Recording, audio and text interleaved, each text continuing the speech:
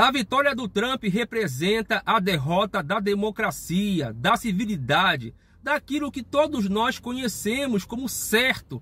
Quando um candidato ganha a eleição com base em fake news, mentiras, discurso de ódio, atacando imigrantes, atacando mulheres, a mulher que estava concorrendo com ele, é sinal que alguma coisa está errada. Na verdade, pessoal, ninguém ganhou, todo mundo perdeu. Fato é que Trump jamais deveria voltar para a Casa Branca, mas quis assim os americanos em sua grande maioria. E agora teremos aí 4 anos de trevas, suponho eu. Eu não vejo que o Trump será bom para o Brasil, até porque ele vai adotar políticas econômicas que vão prejudicar o nosso país, assim como não será bom para os imigrantes, assim como não será bom para a democracia americana e também mundial. Simples assim. Como foi bem dito, o Brasil já começa a sentir as consequências da eleição do Trump, na economia, antes mesmo dele tomar posse como presidente, porque, como vocês sabem, o mercado já precifica as coisas muito antes de começar a acontecer. E quais seriam essas coisas? Bem, com a eleição do Trump, a economia dos Estados Unidos ficará ainda mais protecionista, afetando as exportações da China. Com a diminuição da atividade econômica chinesa, que é o maior comprador dos produtos brasileiros, o Brasil também tende a ter uma queda na atividade econômica.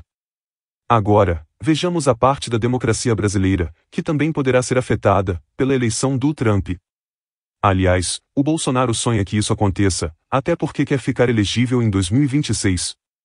Vamos ver a análise que o jornalista Reinaldo Azevedo fez, antes da vitória do Trump. Mas não há dúvida nenhuma de que se o Trump ganhar, ele vai sim querer perdoar os criminosos que invadiram o Capitólio, que ele já disse ter sido um ato de amor, porque nos Estados Unidos, essa coisa terrível pode. Isso, como chama o New York Times, é subversão.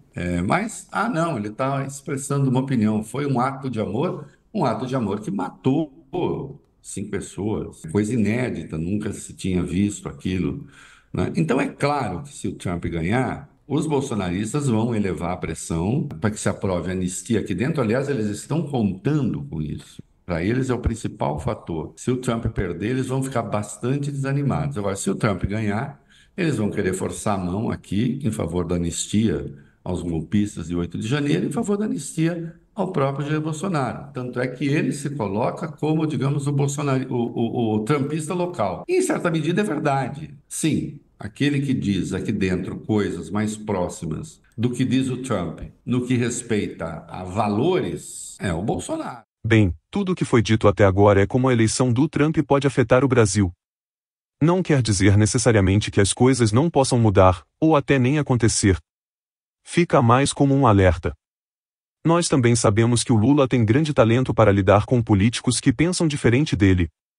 Tanto é assim que, mesmo apoiando a Kamala durante a eleição, ele já fez hoje uma publicação parabenizando a eleição do Trump. Meus parabéns ao presidente Donald Trump pela vitória eleitoral e retorno à presidência dos Estados Unidos. A democracia é a voz do povo e ela deve ser sempre respeitada. O mundo precisa de diálogo e trabalho conjunto para termos mais paz, desenvolvimento e prosperidade. Desejo sorte e sucesso ao novo governo, fecha aspas.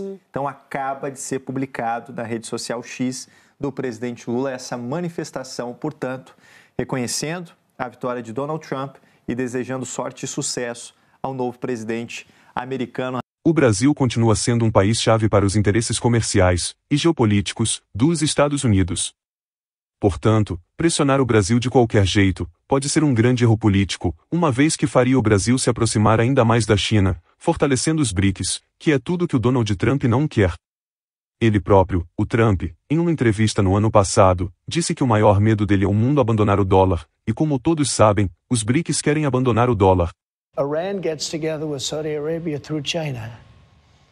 And China's taken over. And China, I heard a couple of people say, well, the dollar will never lose the dollar standard. Are they kidding? China wants to change the standard, the currency standard. And if that happens, that's like losing a world war. We'll be a second-tier country. We'll literally be a second-tier country if that happens. Now, you're losing Brazil. You're losing Colombia, South America. You're losing Iran, you've lost it. You've lost Russia. And if you haven't lost them yet, you're going to lose them. China's on the yuan, so China's gone. Then you see France going over and over. What's going on? We're losing. If we lose our currency, that's the equivalent of losing a world war. Our currency is what makes us powerful and strong. A opinião deste canal é que o Lula precisa fazer, com os Estados Unidos, e com a China, nesse atual contexto geopolítico, a mesma coisa que o Getúlio Vargas fez na Segunda Guerra Mundial, com a Alemanha, e com o próprio Estados Unidos. Ou seja, negociar quem dá mais para o Brasil, no sentido de investimento, e também de transferências tecnológicas.